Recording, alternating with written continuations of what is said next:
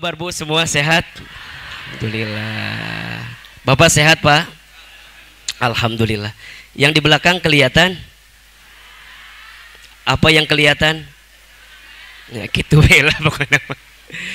Alhamdulillah, pertama kita bersyukur kepada Allah pagi hari ini dari sekian banyak manusia yang mungkin sibuk dengan urusan dunia dan masih diberikan kesempatan usia oleh Allah. Allah pilihkan kita semua untuk bisa hadir, dilembutkan hatinya, diringankan langkahnya ke tempat ini. Mudah-mudahan setiap langkah ayah, bunda, bapak, ibu hadirin sekalian ke tempat ini menggugurkan dosa yang pernah kita lakukan. Dan Ustadz pun berharap kepada Allah, mudah-mudahan siapapun hadirin yang barangkali hari ini sedang ada yang gelisah hidupnya, ada yang sedang punya persoalan, Allah berikan jalan keluar dari persoalannya. Ustadz kenapa bilang begitu? Karena ini terutama ibu-ibu. Ustadz lihat wajahnya hampir sama semua. Wajah banyak masalah semua ini sih. Ustadz Hilman, apakah betul datang ke majelis ilmu itu menjadi bagian cara kita mengundang kebaikan daripada Allah Subhanahu wa taala? Betul jawabannya. Ada di hadis riwayat Bukhari. Rasulullah Shallallahu alaihi wasallam bersabda. Perhatikan kalimatnya, ini bagus sekali dan Ahilman selalu terus mengutarakan hadis ini. Kata baginda Nabi, "Man yuridillahu bihi khairan yufaqihu fiddin." Terjemahin atau jangan? Sekarang atau nanti? Atau besok? Sekarang. Ustadz Hilman, apa maknanya? Man, barang siapa atau siapapun.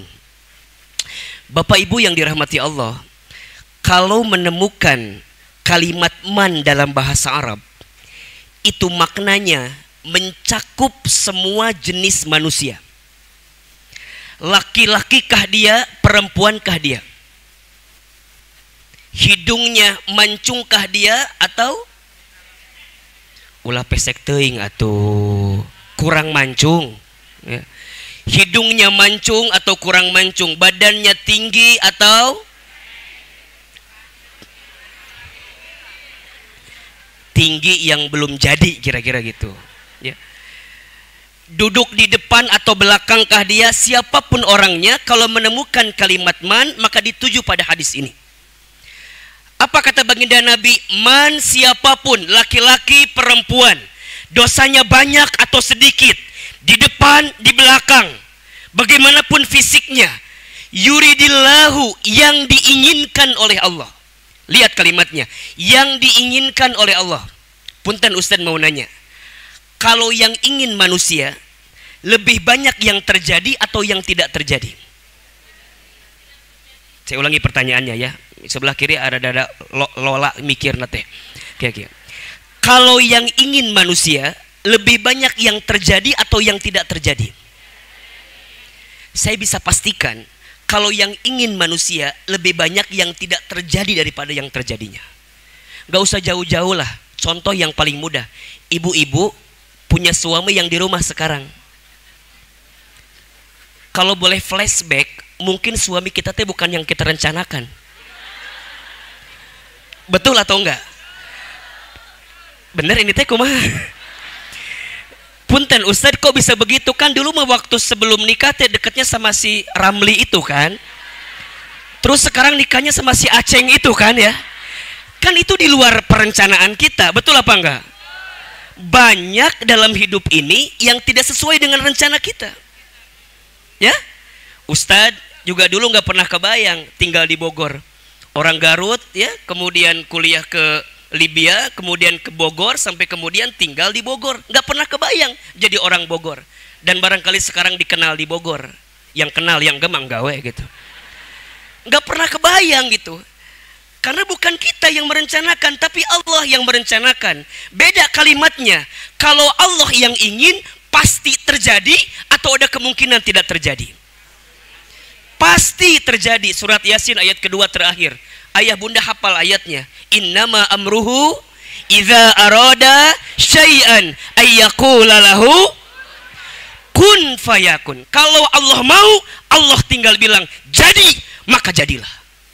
Sekarang Ustadz tanya, yang menghimpun kita di sini siapa? Yang menyatukan kita di sini siapa? Yang menggerakkan langkah kaki kita siapa? Yang melembutkan hati kita siapa? Yang membuat semua mudah siapa? Allah.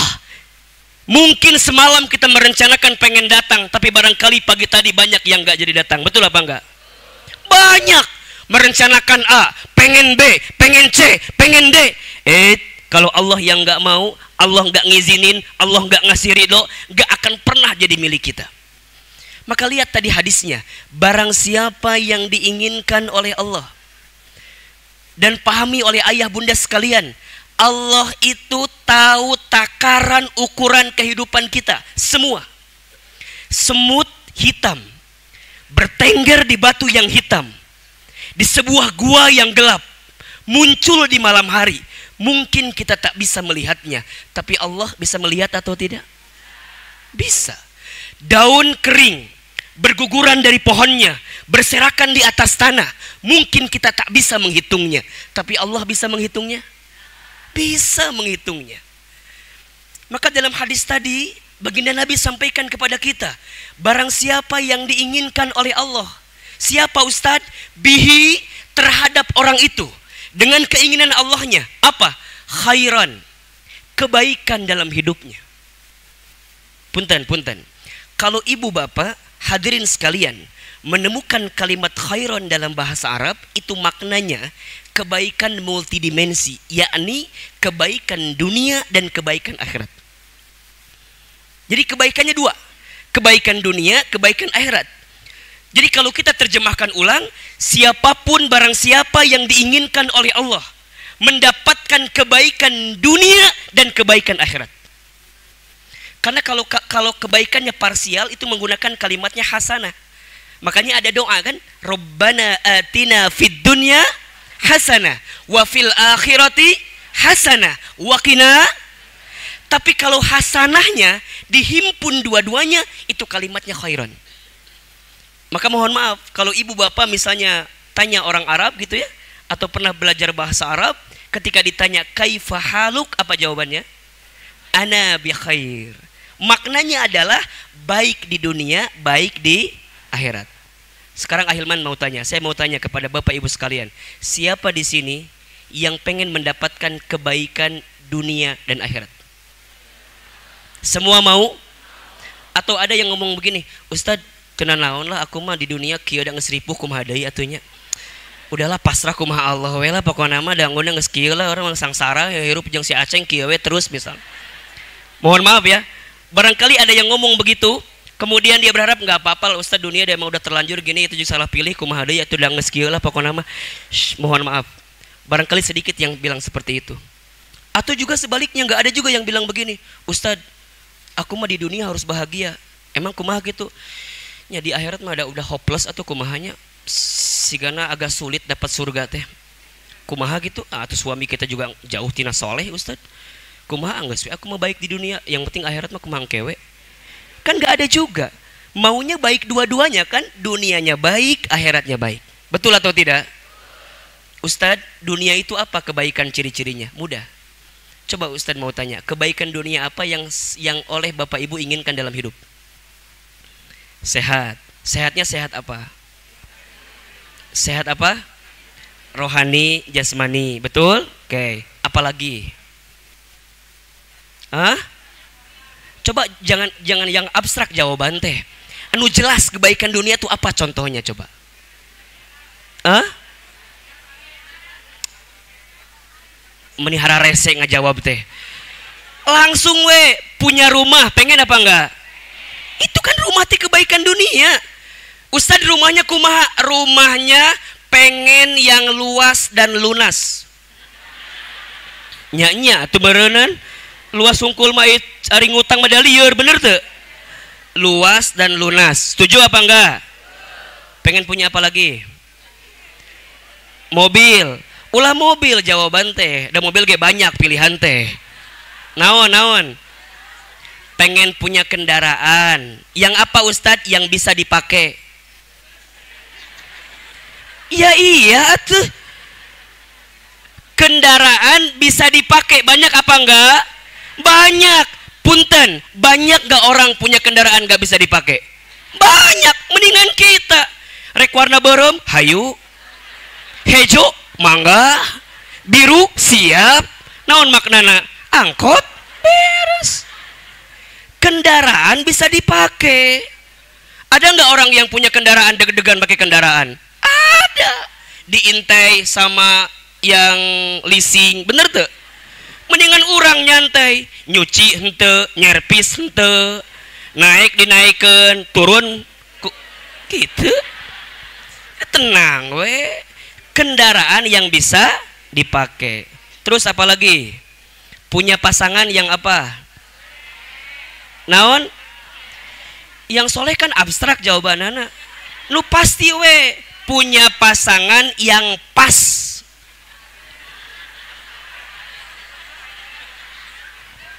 Punya pasangan yang apa? Pas we.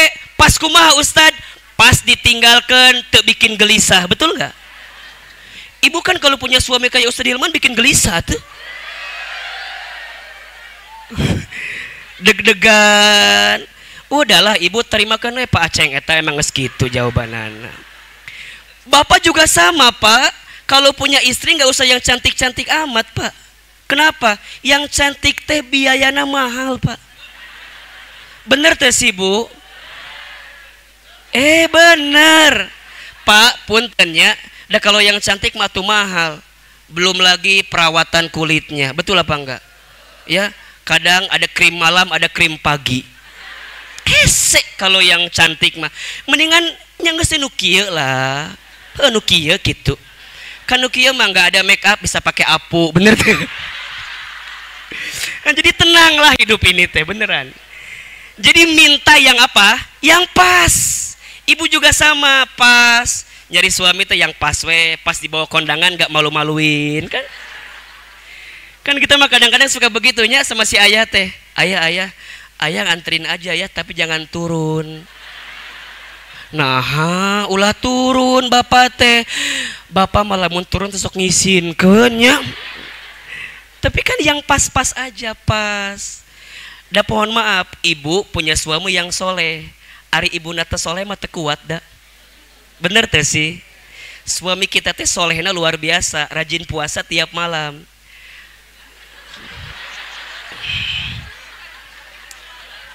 Iya maksudnya kieu puasa tiap malam teh. Mun puasa kan sok sahurnya, sok sahur.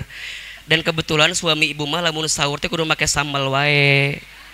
Lamun ibu teu kuat-kuat punya suami yang soleh kayak gitu kan teu kuat meureunnan. Bangun malam, bener teu? Muka kulkas, kikieuan, can kunyamel, kuat atau henteu? Teu kuat. Ngajak tahajud tiap penting, lamun teh hudang ditajong orang teh. Kan berat kan? Jadi yang biasa-biasa aja. Yang biasa-biasa, yang pas we. Ustaz, aku mah pengen suami kita teh yang hafiz Quran, bacaan Quranna alus. Hari orang Iqra can tamat. Kan teh nyambung, Pak. Kahayang jeung kemampuan teh nyambung eta teh. Mohon maaf nih, banyak anak muda yang kalau nanya sama Ustaz, Ahilman, doain aku ya. Aku teh doain apa? Aku teh pengen punya suami yang hafiz Quran, terus yang bisa ngimamin aku sholat gitu. Eta ngomong siga nu heueuh gitu, siga nu heueuh ngomong teh. Ari penampilan dianya belum dibenerin. Ngomong gitu teh sambil menerken rok teh nu pendek teh di dieu tah. Ari hayang hafiz Quran kan teu nyambung. Betul apa enggak? Betul apa enggak? Matakna lihat dalam Quran, segala sesuatu oleh Allah pasti diberikan sesuai kebutuhan dan kepantasan. Itu rumus, Pak. Jadi kalau ibu, ayah, bapak, bunda semua hari ini dihadirkan skenario oleh Allah dengan cara apapun, yakinlah bahwa Allah menghadirkan apapun dalam kehidupan kita sesuai kebutuhan dan sesuai kepantasan. Bisa jadi kerjaan kita, rumah tangga kita, siapapun itu yang dibutuhkan. Kalau tidak dibutuhkan, berarti itu yang dipantaskan oleh Allah Subhanahu wa Ta'ala. Jadi minta yang pas aja, minta yang pas. Minta anak yang soleh, tapi yang pas juga mintanya. Dan kadang-kadang lamun budakna soleh, bapak henteu kan jadi piomongan. Bener tak kira-kira? Kan jadi piomongan. Ujungnya mohon maaf, anaknya dipuji, bapaknya di kumaha tah. Oh, alhamdulillahnya kamu mas soleh, ulah siga bapak manehnya. Kan nyeri ka orang nate kitu teh coba. Jadi kudu pas-pas. Jadi dunia mah dunia. Tapi ingat, dunia itu bukan akhir segalanya. Dunia bukan tempat tinggal kita. Dunia itu tempat meninggal kita. Pada akhirnya, bab urusan dunia akan finish, akan selesai, dan kita menjemput kebahagiaan akhirat. Betul apa enggak? Makanya diganti. Dari konteks dunia tadi, suami yang seperti apapun akan jadi kebaikan di mata Allah ketika suami kita mengantarkan kita ke surga. Betul apa enggak? Ustadz, aku mah punya suami itu nggak usah yang ganteng-ganteng tenanawan. Yang penting ya punya suami itu bisa jadi jalan ke surga, tak gitu. Dan ibu harus yakin, jalan ke surga buat istri itu nggak harus semata-mata punya suami yang soleh. Karena Asiyah pun punya suami seperti Fir'aun dijanjikan masuk surga. Ibu ayah di imah suami nasi ke Fir'aun ayah. Tenang gitu maksudnya gitu. Ulah khawatir pada bab itu. Karena banyak di antara kita yang suka begitu. Ustadz, aku mah gimananya? Suami aku juga nggak pernah sholat. Terus kumaha nggak pernah baca Quran. Kira-kira kalau ibu taklim diterima nggak ya taklimnya? Ya diterima tuh bu. Diterima. Dan ibu kudu tetap berdoa. Karena Asiyah senantiasa berdoa kepada Allah, ya Allah, sesakit apapun yang Fir'aun berikan kepada saya, aku hanya minta satu, ya Allah, gantikan istana di surga. Najini baitan fil jannah, itu doanya kan. Jadi ibu, kan setiap orang itu diuji dengan cara masing-masing. Setuju apa enggak? Jika Allah menghadirkan seseorang yang membuat kita tertawa bahagia, maka pada saat itu Allah sedang menyiapkan pahala syukur. Kalau Allah menghadirkan seseorang atau sesuatu yang membuat kita menangis bersedih, maka pada bab yang bersamaan Allah sedang menyiapkan pahala sabar. Jadi dua-duanya baik. Ajaban likulli mu'min. Hebat urusan orang beriman itu. Kenapa? Innama amruhu kullahu khair. Semua perkaranya baik. Maka yang dia minta apa? Baik. Yang dia minta apa? Baik. Yang dia minta apa? Baik. Dan hari ini Allahu Akbar, disebutkan dalam hadis yang tadi, barang siapa yang diinginkan oleh Allah mendapatkan kebaikan.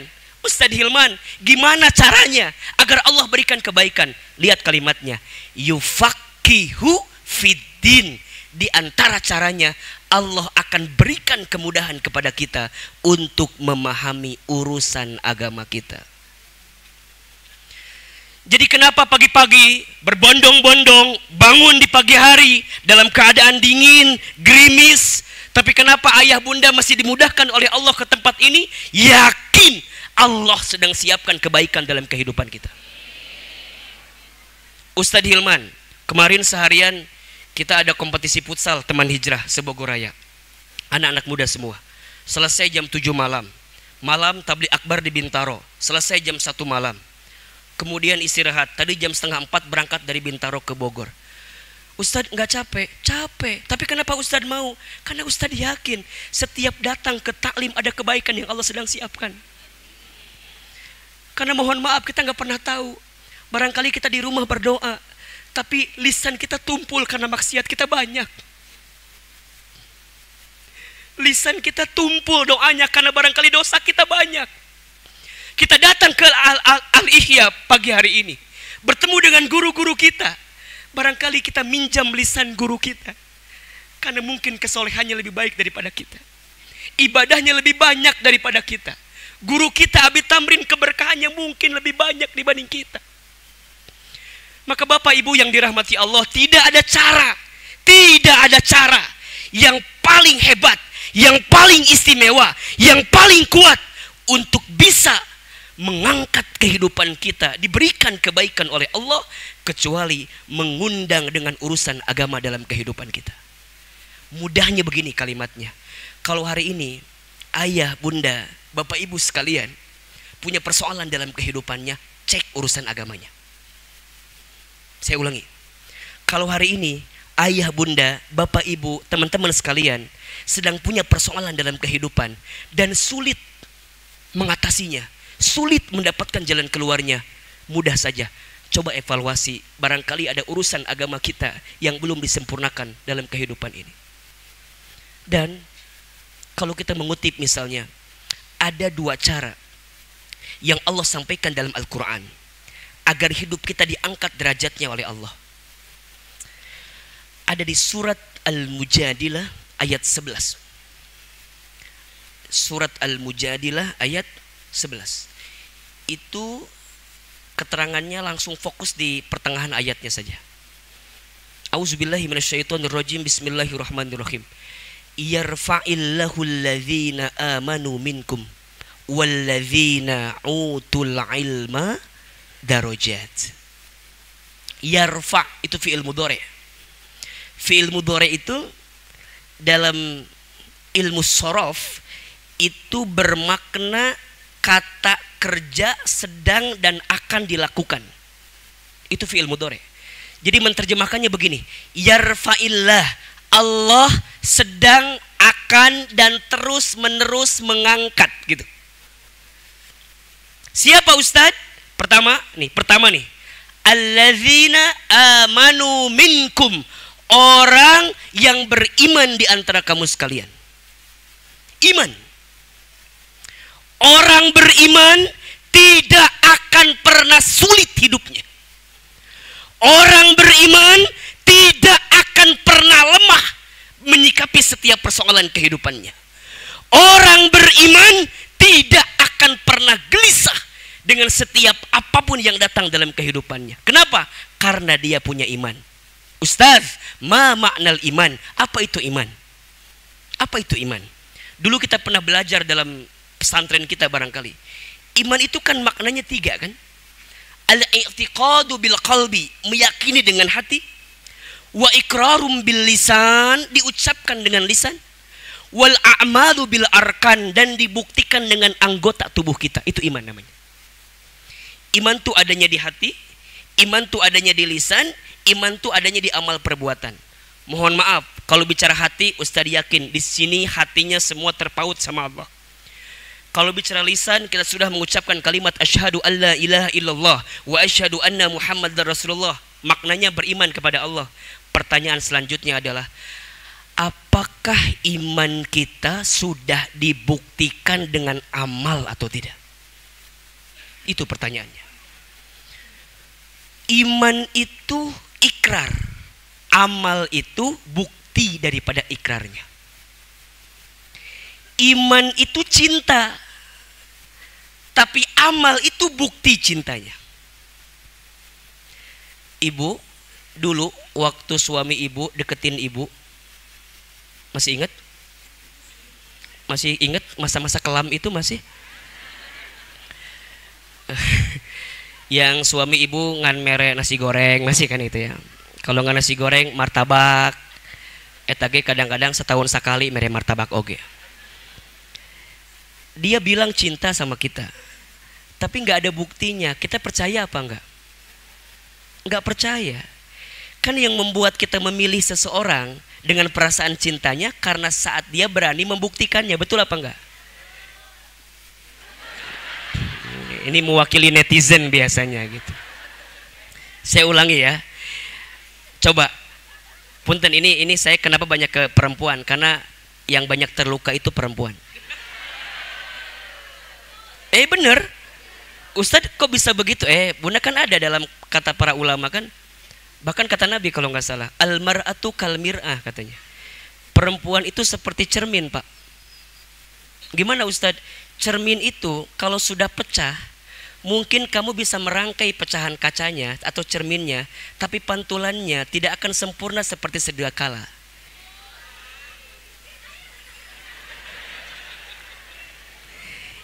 Itulah perempuan. Jadi perempuan itu seperti cermin hatinya.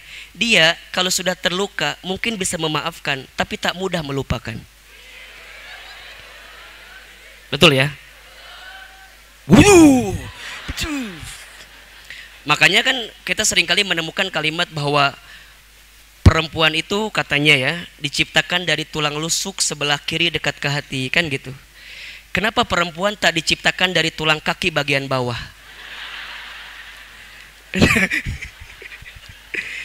Kenapa perempuan tak diciptakan dari tulang atas bagian kepala? Kenapa coba? Perempuan tak diciptakan dari tulang kaki bagian bawah, ada lain keset merenan gitu. Perempuan tak diciptakan dari tulang kaki bagian bawah karena posisinya bukan untuk dicaci maki. Perempuan tak diciptakan dari tulang kepala bagian atas karena perempuan bukan makhluk untuk disanjung dan dipuja. Tapi perempuan diciptakan dari tulang rusuk sebelah kiri karena posisinya untuk dihargai dan dihormati. Catat buat status. Balik lagi ke yang tadi ya. Jadi gimana Ustadz? Cinta itu harus ada buktinya. Kita mengucapkan kalimat syahadat, tapi harus ada buktinya. Buktinya apa? Amal. Amal apa? Amal soleh. Makanya lihat, Bapak Ibu, kalau mengutip kalimat dalam Al-Quran, itu biasanya atau kebanyakan setelah kalimat iman, pasti kalimatnya amal soleh. Pasti. Misal, ada di surat Al-Asr misalnya. Kan? Wal asr, demi masa demi waktu. Innal insana lafi husrin. Sesungguhnya manusia dalam kerugian. Lihat kalimatnya. Illalladzina amanu, kecuali orang-orang yang beriman wa amilus solihat, dan beramal soleh. Pasti setelah kalimat iman, pasti kalimatnya amal soleh. Maka kalau ibu, bapak, hadirin sekalian ingin diangkat derajatnya oleh Allah, kategori pertama iman, syaratnya dibuktikan dengan amal soleh. Sekarang pertanyaan saya, selama kita hidup di dunia, lebih banyak amal soleh atau amal salah? Tolong jawab. Banyakan amal soleh atau amal salah? Ibu, saya mau tanya di sini. Ibu-ibu siapa di sini yang sudah yakin sudah jadi istri yang solehah? Belum? Pantesan tuh. Bapak-bapak siapa di sini yang sudah yakin sudah jadi ayah yang baik bagi anak-anaknya? Nu ditanya saha, nu ngajawab saha. Meni mewakili netizen pisan jawaban teh. Ustadz Hilman, ya, amal soleh kita belum banyak. Inilah jawabannya. Kenapa Allah masih berikan kesempatan hidup kepada kita sampai hari ini? Karena Allah tahu dosa kita masih banyak, amal kita masih dikit. Maka Allah berikan kesempatan agar setiap detik-detak waktu yang Allah berikan kepada kita, gunakan, sempurnakan dengan beramal soleh di hadapan Allah Subhanahu wa ta'ala. Dan ingat, amal soleh itu banyak. Amal soleh itu jangan dibatasi dengan hal-hal yang sifatnya ibadah ritual. Sholat, amal soleh. Tapi amal soleh bukan hanya sholat. Puasa, amal soleh. Tapi amal soleh bukan hanya puasa. Ustadz, ma maknal amalus soleh? Apa itu amal soleh? Amal soleh adalah setiap perkataan dan perbuatan yang disukai oleh Allah dan diridhoi oleh Allah. Hadzal amalus soleh. Itulah amal soleh. Dan banyak kategorinya, banyak. Ibu nyiapin sarapan bagi suami, amal soleh atau bukan? Tergantung. Tergantung gimana Ustadz? Bikin sarapannya ikhlas atau sambil ngomel? Tuh, Pak kumaha Pak bikin sarapan kumaha? Kan kieu kudu nama ibu teh. Ibu bikin sarapan buat suami, seret. Kan gitu ya. Ya Allah, mudah-mudahan nasi goreng ini nasi goreng yang berkah ya Allah, suami saya soleh ya Allah, setia ya Allah, gak tergoda ya Allah. Itu boleh, nggak masalah, doa kan. Tapi ada nggak yang gini bikin nasi gorengnya? Isuk-isuk aing mah. Isuk-isuk riweuh.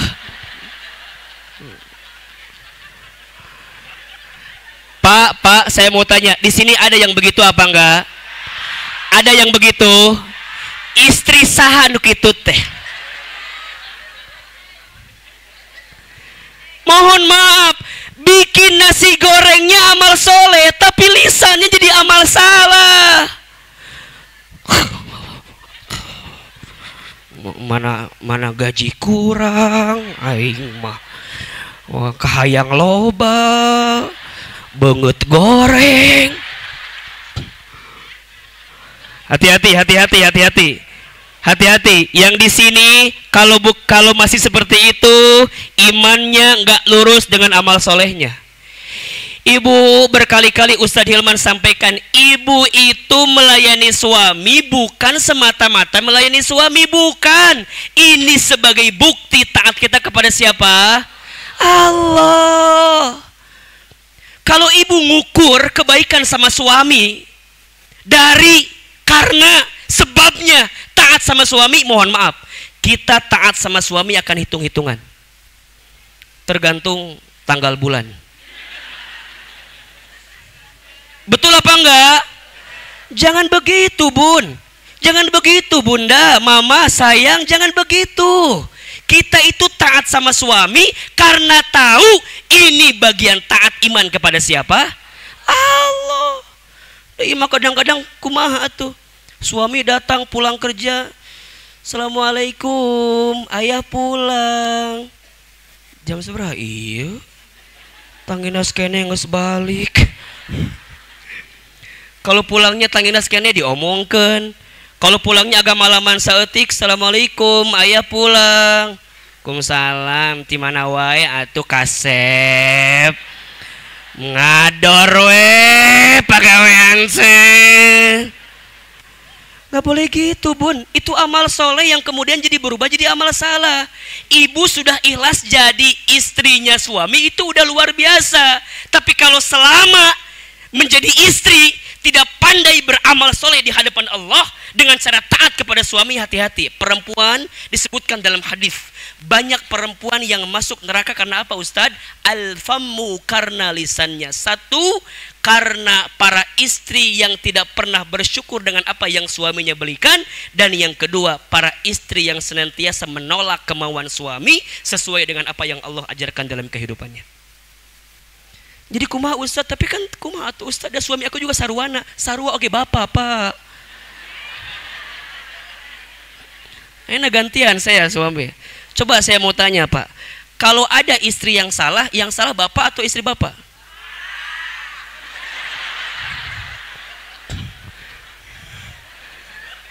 Insya Allah. Saya ulangi pertanyaannya, coba jawab yang kencang dan pelan-pelan jawabannya. Kalau ada yang salah sama istri, yang salah bapak atau ibunya? Pak, saya cerita sedikit. Saya udah pernah cerita di sini apa belum ya kisahnya ya? Kisah tentang Aisyah marah sama Nabi pernah belum? Hah? Belum ya? Oh belum ya. Belum ya, takut saya lupa gitu. Udah atau belum? Kayaknya udah deh. Belum ya? Oh belum. Oh iya belum ya, belum. Ibu tahu ya kisahnya kan gini. Satu kali itu, ini pentingnya suami untuk benar-benar paham dengan istrinya, Pak. Ini Nabi loh, ini Rasul gitu ya. Gimana Ustadz kisahnya? Satu kali itu Nabi sama Aisyah sedang ngobrol gitu. Tiba-tiba pas lagi ngobrol, Aisyah bilang gini sama Rasulullah, ya Rasulullah, halil ju'i, apakah engkau lapar gitu kalau bahasa kita. Apakah engkau lapar? Kata Nabi, kelihatannya iya kayaknya lapar ya, kata Aisyah. Iya. Ya sudah, aku buatkan ya sebuah makanan. Tapi harus masak dulu ke dapur. Kata Rasul, ya sudah, silakan. Aisyah ke belakang. Singkat cerita, pas Aisyah lagi masak, ada yang masuk. Yang datang itu Saudah. Saudah itu istri Nabi yang paling senior usianya. Ketika datang sambil bawa makanan, tiba-tiba pas Saudah masuk, itu di belakang ada suara bantingan dari penggorengan. Bang! Gitu, gitulah kira-kira. Saudah masuk bawa makanan. Oke, sekarang saya tanya, kalau istri senior sama istri junior makannya enakan mana masakannya? Oh, ibu meni senior, mending ngerasa kita nggak mau kehilangan. Kan kita mohon maaf ya, mungkin yang paling mudah Aisyah tuh cemburu kan, karena Saudah datang bawa makanan. Dia langsung mikir, oh pasti Nabi makan yang makanan siapa? Saudah, sedangkan dia sedang masak. Singkat cerita apa kata Nabi? Saudah, aku terima makananmu tapi langsung pulang ya. Kenapa? Itu ada orang ngamuk di belakang gitu kan. Nah, artinya Aisyah ngamuk. Nah, ini bercandanya saja. Diambillah makanan itu kemudian disimpan. Rasul kemudian menghampiri Aisyah di belakang. Kata Rasul, ya Aisyah, limadza hadza? Kenapa ini? Ada apa gitu? Dan seperti biasa Pak, perempuan itu tidak akan pernah menjawab sesuai dengan kepastian. Itu ciri perempuan. Jadi kalau bapak menemukan perempuan jawabannya penuh teka-teki, itulah ciri perempuan. Sayang, kamu lapar enggak? Padahal banget bohong, lapar sebenarnya mah gitu. Tapi dia nggak akan pernah jawab bahwa dia lapar kan? Kemudian dia jalan lagi, nanya lagi kan kita sama dia. Ya udah, sayang mau makan apa? Apa jawaban kita biasanya? Eta jawabannya teh. Dia nggak akan pernah jawab makan ini nggak akan pernah. Dia jawabannya terserah. Dan ibu harus tahu, suami itu makhluk yang kudu jelas jawabannya. Kalau dua-duanya nggak nyambung jadi nggak ketemu. Ujungnya adalah ditanya makan apa terserah, sampai rumah selesai nggak makan. Tapi sambil jalan tuh dia ngomong gini, ayah tahu nggak itu pecel lele di depan komplek itu enak pisan loh. Oh masa enak ya? Enak. Oh ya udah. Tapi temeli gitu ngan bilang gitu Gus. Karena nggak minta pecel lele, cuman statement aja kalau itu enak gitu loh. Udah sampai ke rumah, tas ditaro, tiba-tiba ke dapur ngerebus mie sorangan kieu. Suaminya datang kan, Bunda, kan tadi diajak makan malah bilang terserah, malah sekarang masak mie. Kamu itu nggak peka banget sih. Nah, gitu tuh. Makanya suka nggak paham. Nah sama Pak konteksnya.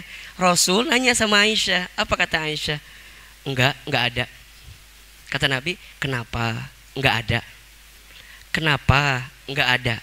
Ini kebiasaan ya. Kalau Bapak lihat kitab hadis, kalau Nabi nanya, kalau Nabi ngasih statement itu biasanya 3 kali itu maksimal.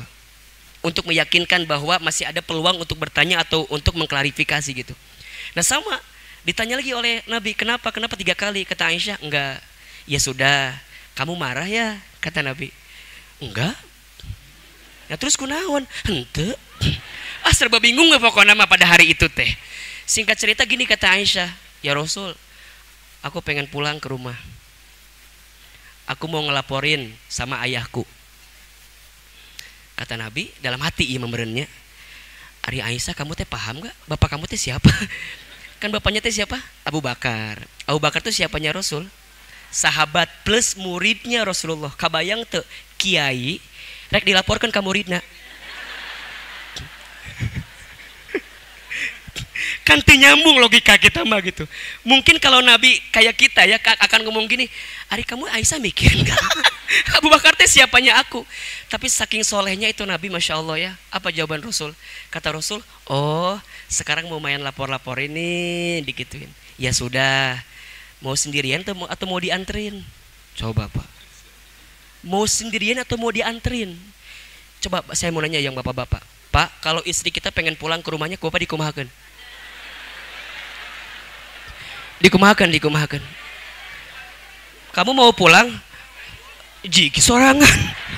Meren gitu Pak, jawabannya tidak keheul pisan kita teh. Tapi Masya Allah Pak, Nabi mah saking solehna, saking Masya Allah ya jadi suami teh. Apa jawaban Nabi? Oh ya sudah, mau sendirian atau mau diantar? Kata Aisyah, antar atuh gitulah kalau bahasa. Kan Aisyah masih muda ya, usianya 16 tahun gitu. Ya sudah, masih dibercandain sama Nabi.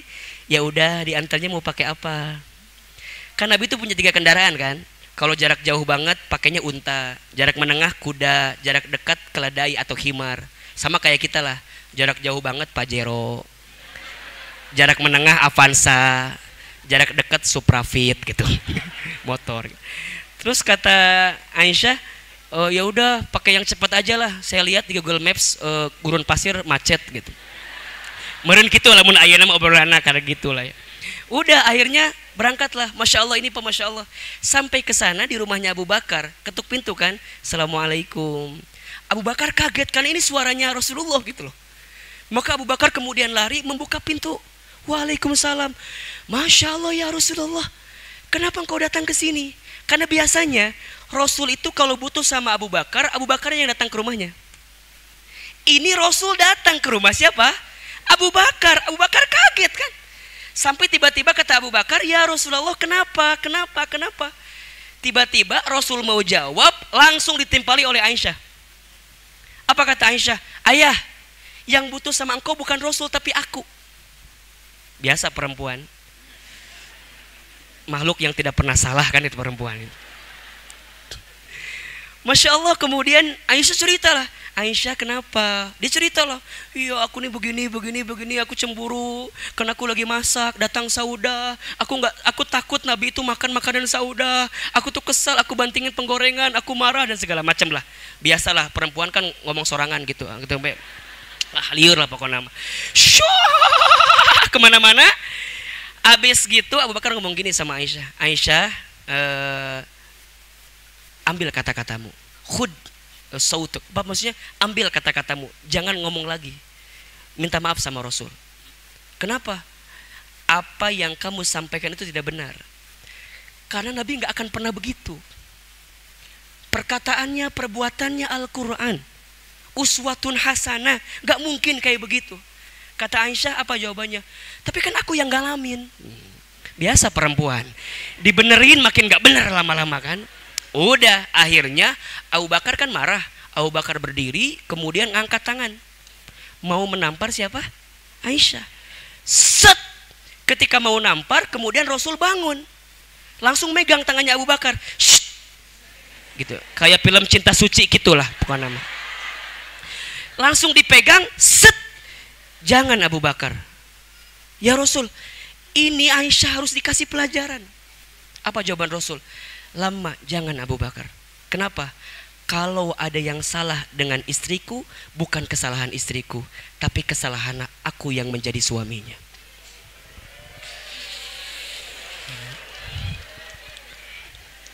Kalau ada yang salah dari istriku, bukan kesalahan istriku, tapi kesalahan aku sebagai suaminya. Kenapa begitu Ustadz? Mohon maaf, Bapak, Ayah, teman-teman laki-laki dulu, waktu kita menikah, akad nikah, mengeluarkan kalimat, saya terima nikah dan kawinnya Fulana binti Fulan dengan mas kawin sekian-sekian dibayar tunai. Apa maknanya? Dalam tafsir Ibnu Katsir disebutkan maknanya adalah saya terima, saya siap menanggung semua kebaikan di diri istri saya dan saya pun siap menjamin semua keburukan yang mungkin ada di istri saya. Itu janjinya bukan sama mertua kita, bukan Pak. Janjinya sama siapa? Allah. Janjinya sama Allah. Maka mohon maaf, laki-laki itu dijanjikan oleh Allah apa? Surga. Ridhonya Bapak itu surga buat istri Bapak.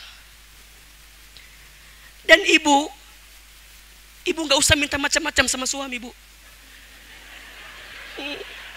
Ngesriwes suami teh. Ngescapek suami teh.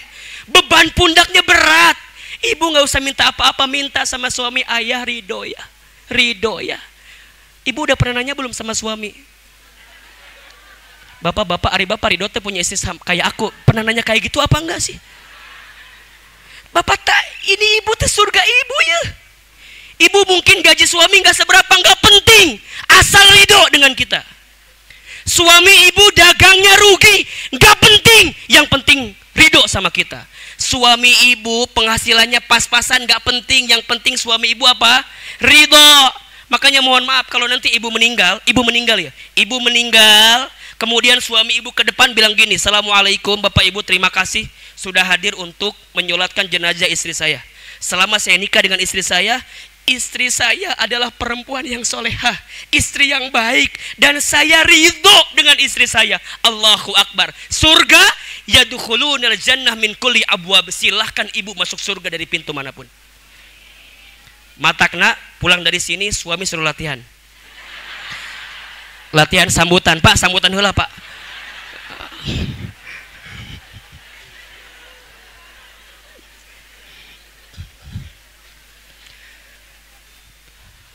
Masya Allah, tabaruk. Jadi iman itu dibuktikan dengan amal soleh. Amal soleh itu yang sederhana aja, di rumah kita pun banyak. Saya mencari nafkah banting tulang buat istri kita, Pak. Itu bukan semata-mata buat istri kita, bukan. Ini buat Allah. Buat Allah. Amal soleh kita dibuktikan dengan iman. Ibu layanin suami walaupun capek, luar biasa. Dari pagi sampai malam, suami juga ngasih sedikit saja sama kita. Bukan buat suami, buat Allah. Iman. Orang yang ada imannya, kuat, siqah, semuanya benar-benar dihidupkan untuk Allah Subhanahu wa ta'ala. Jadi mohon maaf lahir batin, kalau hari ini Bapak Ibu ada yang sedang terpuruk kehidupannya, ada yang sedang punya persoalan, ada yang sedang punya kegelisahan, cek amal soleh kita, cek iman kita. Ustadz, tapi gimana ya? Aku ini mantan pendosa, banyak dosanya. Mohon maaf, catat baik-baik.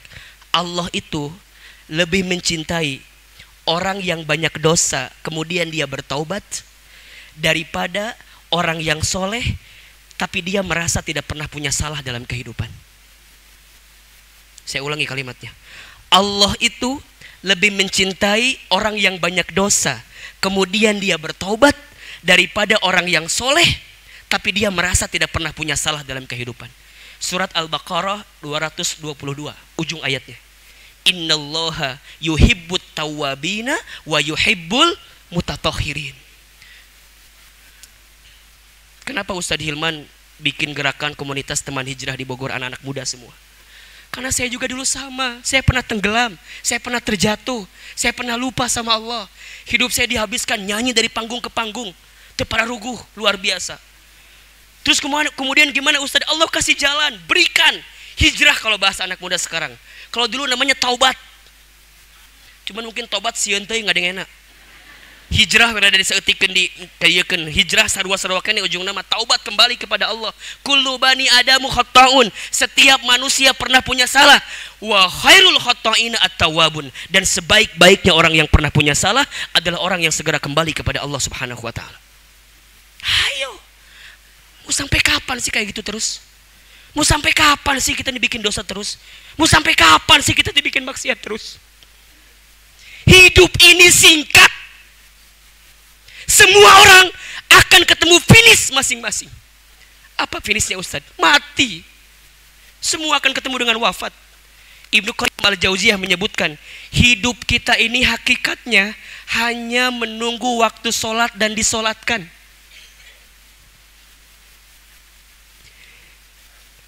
Subuh tadi sholat, pagi ngaji, pagi aktivitas. Hakikatnya bukan untuk ini, bukan untuk nunggu datangnya sholat zuhur. Zuhur, sholat, aktivitas. Bukan aktivitasnya yang paling penting, tapi nunggu datangnya sholat asar. Kalau setiap waktu sholat nggak ketemu, berarti sudah saatnya waktu untuk disolatkan.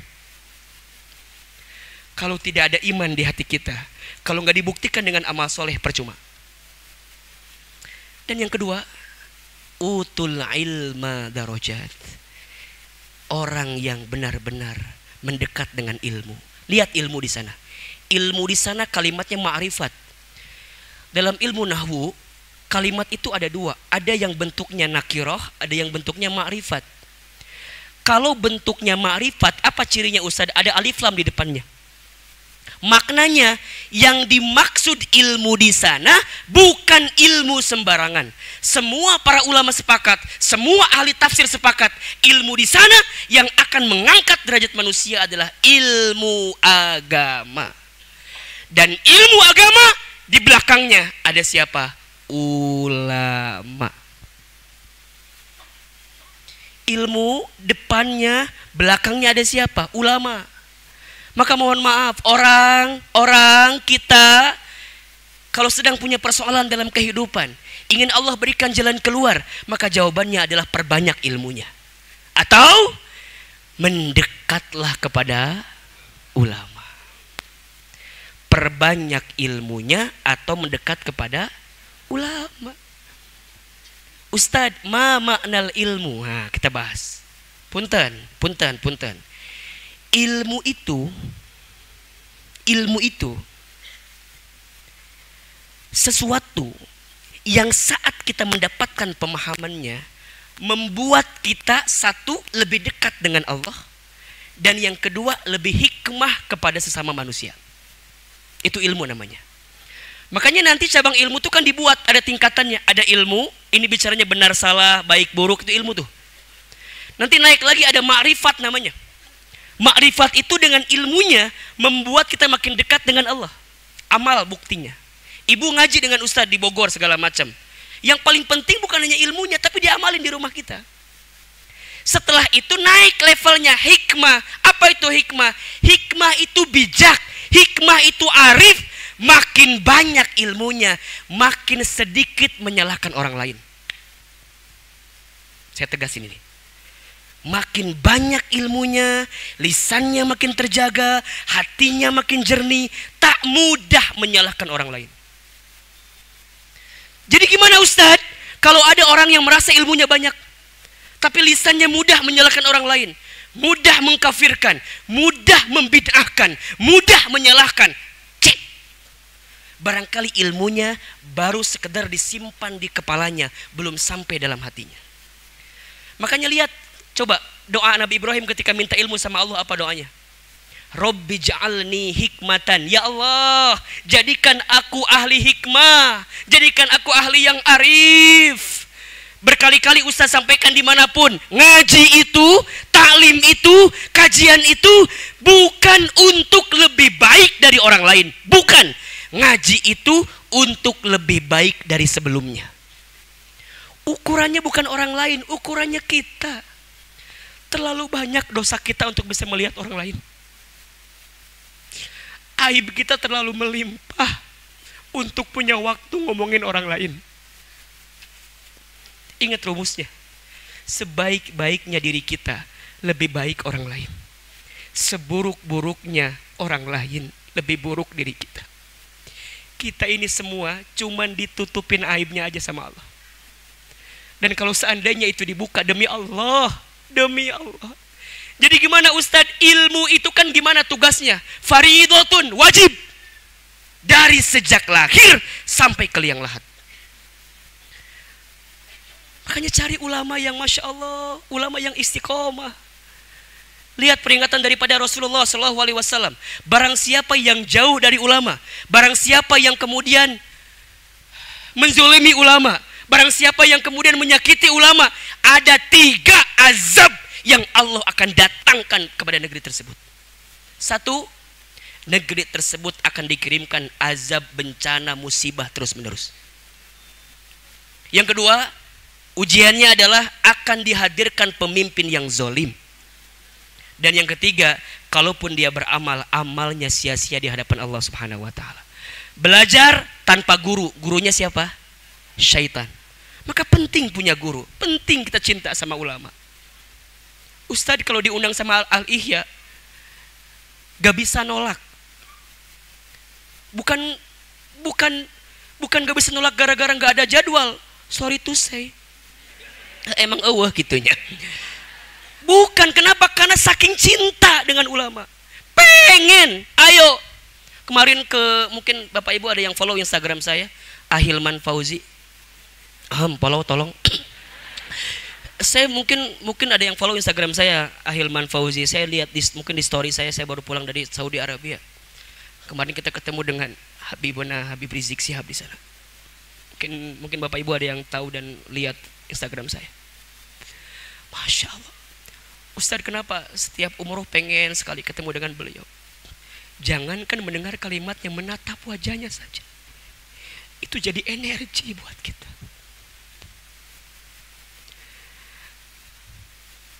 Kan ada hadisnya kan. Kun aliman, au muta'aliman, au mustami'an, au muhibban, wala takun khomisan. Jadilah orang yang punya ilmu, atau jadilah orang yang menuntut ilmu, atau jadilah orang yang mendengarkan ilmu, atau jadilah orang yang mencintai orang yang berilmu. Wala takun khomisan, dan jangan jadi yang kelima. Siapa yang kelima itu? Ilmu nggak punya, nuntut ilmu nggak mau, dengerin ogah, cinta kagak, bahaya. Makanya kecintaan dalam hati ini nih, masya Allah nih. Kalau ada ulama yang disakiti, ulama yang dihianati, ulama yang dizolimi, ini bukan lagi kepala yang bicara, hati yang bicara. Makanya lihat, Ustadz sangat meyakini sekali, siapapun yang dekat dengan ulama nggak akan pernah susah hidupnya. Coba, ibu pernah nggak ngelihat orang yang dekat sama ulama hidupnya susah? Kayaknya nggak ada deh. Nggak ada. Saya ikut dengan murabi Ustadz Arifin Ilham mungkin hampir 5 tahun. Dengan ayahanda Dr. Syafi'i Antonio mungkin 9 tahun. Dengan para ulama-ulama di Bogor sekarang alhamdulillah diperkenalkan oleh Allah, diperkenankan ikut di majelisnya Abi Tamrin di sini Al-Ihya. Dulu saya waktu 2009 saya pernah ngaji di sini di belakang duduk saya. Saya pernah jadi jamaah seperti Bapak Ibu sekalian.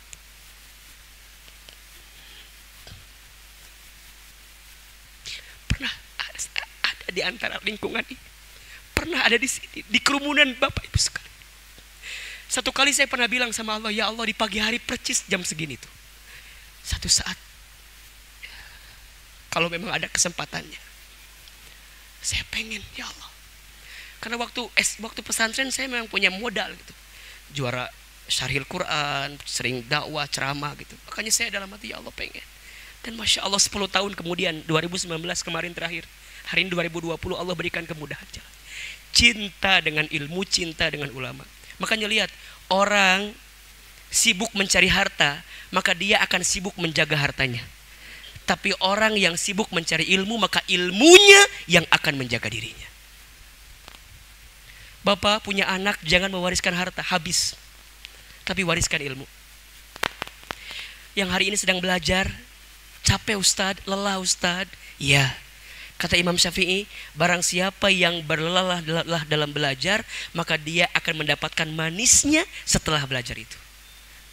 Belajar tuh kudu berkorban, belajar tuh kudu capek, belajar tuh kudu hikmat. Memang di situ hikmah dan buahnya. Kalau sudah begitu, darajat, lihat kalimatnya, jamak itu kalimatnya. Yang diangkat oleh Allah bukan 1 derajat, bukan 2 derajat, tapi darajat. Orang yang imannya sempurna, ilmunya luar biasa, cinta sama ulama, Allah akan angkat derajatnya. Mohon maaf, bisa jadi, mohon maaf, bisa jadi, mohon maaf. Kenapa bangsa ini, dunia ini, hari ini barangkali Masya Allah musibahnya gak pernah henti-hentinya ya. Mungkin 2 alasannya. 1, karena iman kita belum sempurna, atau yang kedua, mungkin jahat sama ulama. Jauh dari ilmu.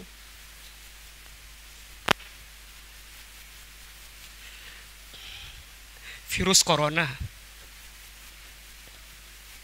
Hari ini umroh gak bisa berangkat itu. Di India, umat muslim kita dianiaya itu. Mereka protes dengan rezim yang mengeluarkan undang-undang yang kemudian mencelakai untuk semua kaum muslimin. Imigran muslim yang datang itu gak dikasih hak warga negaranya. Mereka protes. Dan Masya Allah, yang melawannya adalah ekstremis daripada agama lain.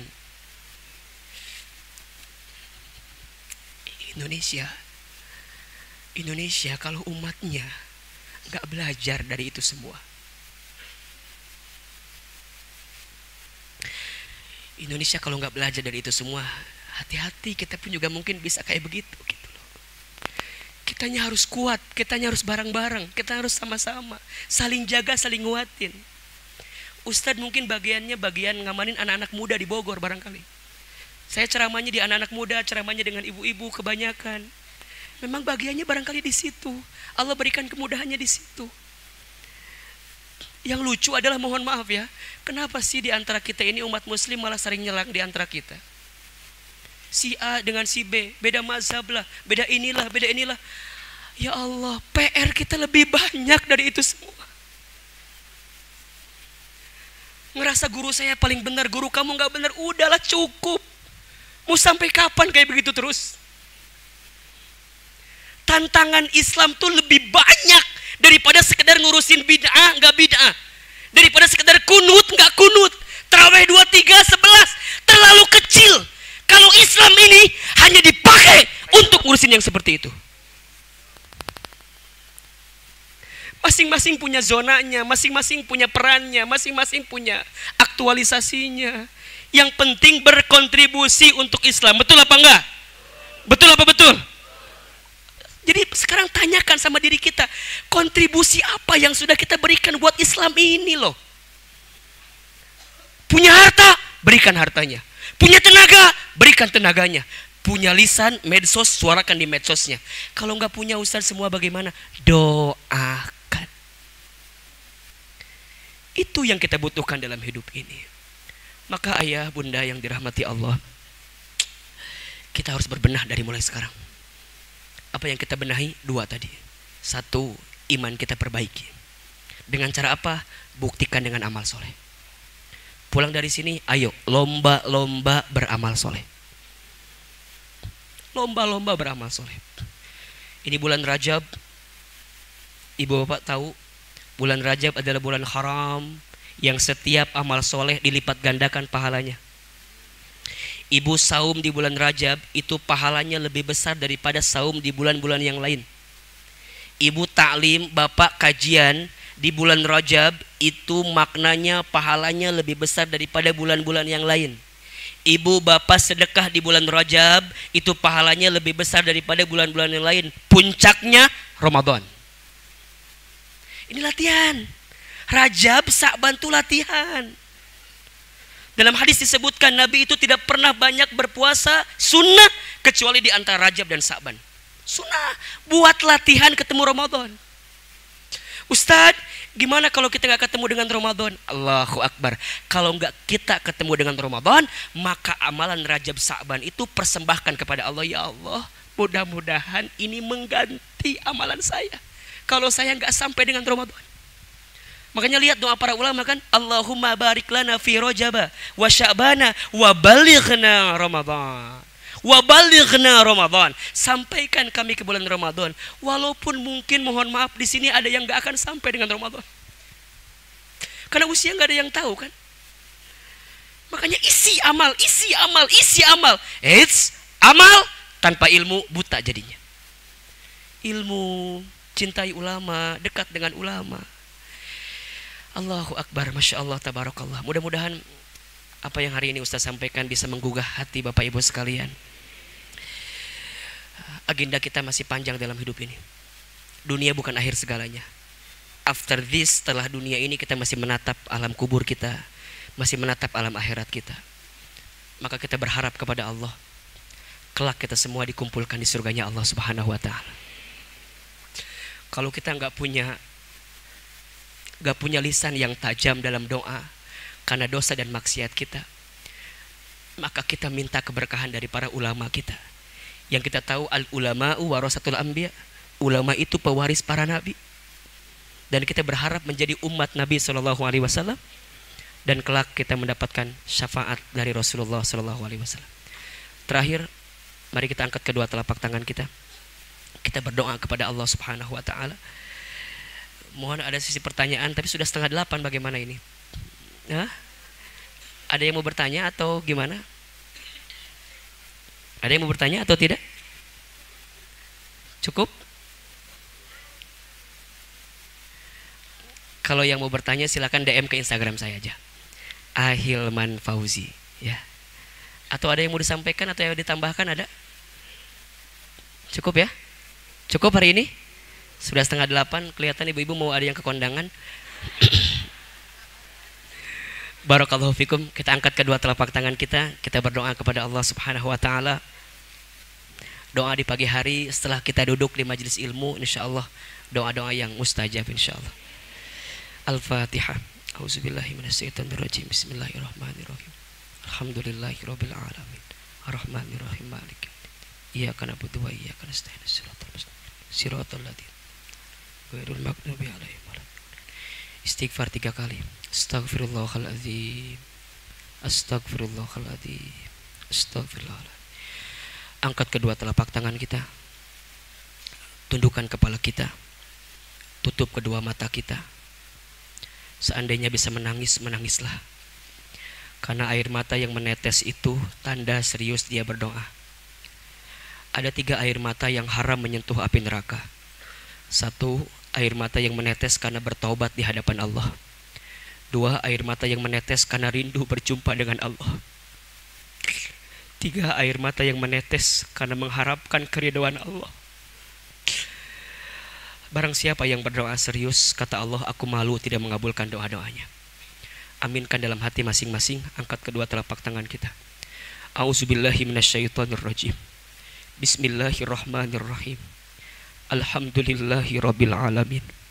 Hamdan syakirin, hamdan na'imin, hamdan yuwafi ni'amahu wa yukafi mazidah. Allahumma salli ala sayyidina Muhammadin wa ala alihi wa ashabihi ajmain. Ya Allah ya Rabb, terima kasih ya Allah, pagi ini Engkau masih melembutkan hati kami. Padahal Engkau tahu betapa kerasnya hati kami. Ya Allah, terima kasih pagi ini Engkau masih ringankan langkah kami. Padahal Engkau tahu kebiasaan kami batu untuk berangkat ke majlis ilmu-Mu ya Rabb. Terima kasih ya Allah, Engkau masih berikan kemudahan dalam urusan kami. Padahal Engkau tahu betapa sulitnya kami menjalankan perintah-Mu ya Rabb. Ya Allah ya Rabb, seburuk apapun masa lalu kami, sebanyak apapun dosa-dosa kami, sebesar apapun maksiat kami ya Rabb, kami mohon ya Allah, jangan keluarkan kami dari majlis ini kecuali Engkau ampuni dosa-dosa kami. Jangan Kau pisahkan pertemuan kami hari ini ya Allah, kecuali Engkau maafkan semua maksiat-maksiat kami ya Allah. Kami tahu ya Allah dosa kami banyak. Dosa kami banyak ya Allah. Dosa mata dari pernah melihat yang haram, sering melihat yang haram. Dosa lisan kami pernah berbohong, sering berbohong, pernah berdusta, pernah khianat, pernah menghina merendahkan orang lain. Lisan kami seringnya menggibah tentang orang lain. Allah, tangan kami pernah menyentuh yang haram, pernah bersentuhan dengan yang haram, pernah mengambil yang haram.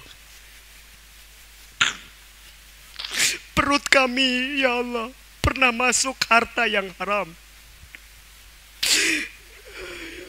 masih makan harta riba ya Allah, masih makan harta yang barangkali hasil nipu, hasil korupsi, hasil zolim ya Rabb. Kaki kami sering melangkah ke tempat maksiat. Allah, saking banyaknya dosa kami, kami tak bisa menghitung dosa-dosa kami. Saking banyaknya maksiat kami, seringkali bibir kami keluh mengutarakannya ya Rabb. Kami mohon ya Allah, ighfir lana ya Allah, ighfir lana ya, ighfir lana ya, maafkan kami ya Allah. Mengapa hidup kami sulit ya Allah? Barangkali mungkin karena ada dosa yang belum Engkau ampuni ya Allah. Kenapa rumah tangga kami bermasalah ya Allah? Barangkali karena ada dosa yang belum Engkau ampuni ya Allah. Kenapa anak-anak kami menguji kami ya Allah di keluarga? Barangkali karena ada dosa yang belum Engkau ampuni ya Allah. Allah, Allah, Allah, jangan Kau wafatkan kami kecuali Engkau ampuni dosa-dosa kami ya Allah. Apalagi dosa kami kepada kedua orang tua kami ya Allah, dosa kami kepada ayah ibu kami ya Allah. Berapa sering mulut kami pernah menyakiti hati orang tua kami, berapa sering kelakuan kami pernah menodai perasaan orang tua kami ya Rabb. Kami mohon maaf ya Allah, mohon ampun ya Allah. Jangan golongkan kami menjadi anak yang durhaka ya Allah. Ya Allah, maafkan kami belum sempat membahagiakan orang tua kami, belum bisa memuliakan orang tua kami. Seandainya orang tua kami masih hidup ya Allah, panjangkan umur orang tua kami. Sehat afiatkan tubuh orang tua kami. Izinkan di sisa orang tua kami membahagiakan mereka ya Rabb. Kalau mereka belum sempat haji umroh, izinkan kami menggenggam tangan mereka ya Allah.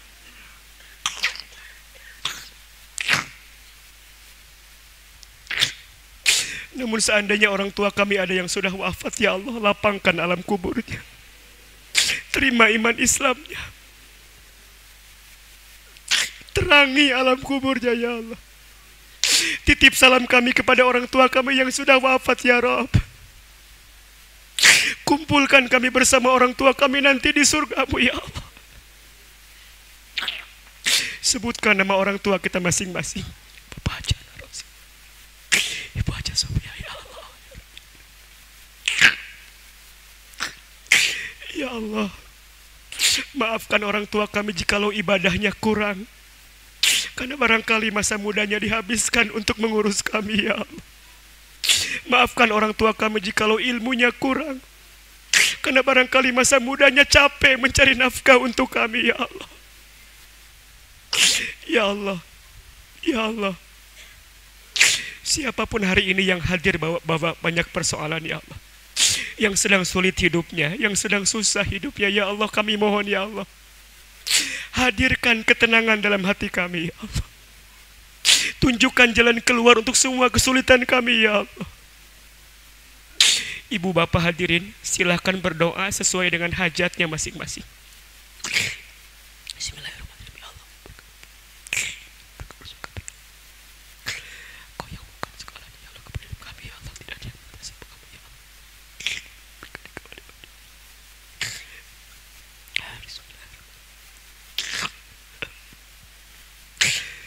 Amin amin ya Allah ya Rabbal alamin ya Allah. Ya Allah ya Rabb. Ya Allah ya Rabb, mulai hari ini perbaiki hidup kami ya Allah. Perbaiki iman kami ya Allah. Perbaiki Islam kami ya Allah. Perbaiki amal soleh kami ya Allah. Perbaiki ibadah kami ya Allah. Berkahi hidup kami ya Allah. Berkahi keluarga kami ya Allah. Berkahi rumah tangga kami ya Allah. Berkahi majlis kami Al-Ihya ini ya Allah. Berkahi majlis kami Al-Ihya ini ya Allah. Berkahi guru kami, ayah kami, abuya kami, Abi Muhammad Tamrin ya Allah. Satukan kami bersama majlis ini kelak sampai ke surga ya Allah. Jangan pisahkan kami ya Allah. Kami berkumpul di dunia, kelak bertetangga di surga ya Rabb. Allahu Akbar ya Allah. Ya Allah, berkahi Indonesia ya Allah. Berkahi Indonesia menjadi negara yang baldatun thayyibatun wa rabbun ghafur ya Rabb. Hadirkan, tanamkan di hati pemimpin kami ketakwaan kepadamu ya Rabb. Jauhkan Indonesia dari bala bencana ya Allah, dari musibah ya Allah. Ya Allah, kami hanya bersandar kepadamu ya Allah. Tidak ada selain Engkau ya Allah. Jangan pernah tinggalkan kami ya Allah. Peluk kami, dekap kami, temani kami ya Allah untuk semua apapun ya Rabb. La haula wa la quwata illa billah. Hasbunallah wa ni'mal wakil. Ni'mal maula wa ni'man nasir. Allahu Akbar. Hasbunallah wa ni'mal wakil. Ni'mal maula wa ni'man nasir. Ya Allah, ya Allah. Mungkin di antara kami ada yang sebentar lagi datang ajalnya, wafatnya ya Allah. Ya Allah, kami mohon, seandainya kami wafat kelak, wafatkan kami semua dalam keadaan beriman. Wafatkan kami semua dalam keadaan Islam. Wafatkan kami semua dalam kalimat la ilaha illallah. Wafatkan kami semua dalam keadaan husnul khatimah. Allah, Allah, Allah. Ridhoi hidup kami ya Allah. Berkahi hidup kami ya Allah. Masukkan kami ke dalam surgamu ya Allah. Allahumma inna nas'aluka ridhoka wal jannah, wa na'udzubika min sakhatika wan nar.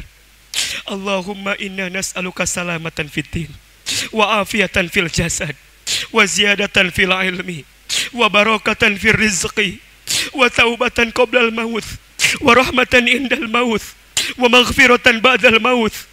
Allahumma hawwin alaina fi sakaratil maut, wa najata minan nari wal afwa indal hisab.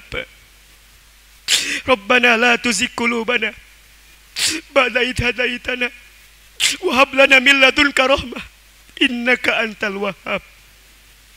Allahumma barik lana fi Rajab wa Sya'ban wa balighna Ramadan. Allahumma barik lana fi Rajab wa Sya'ban wa balighna Ramadan. Allahumma barik lana fi Rajab wa Sya'ban wa balighna Ramadan. Ya Allah, berkahi kami di bulan Rajab, di bulan Sya'ban, dan sampaikan kami ke bulan Ramadan. Rabbik firli wali walidayya warhamhuma kama rabbayani shaghira.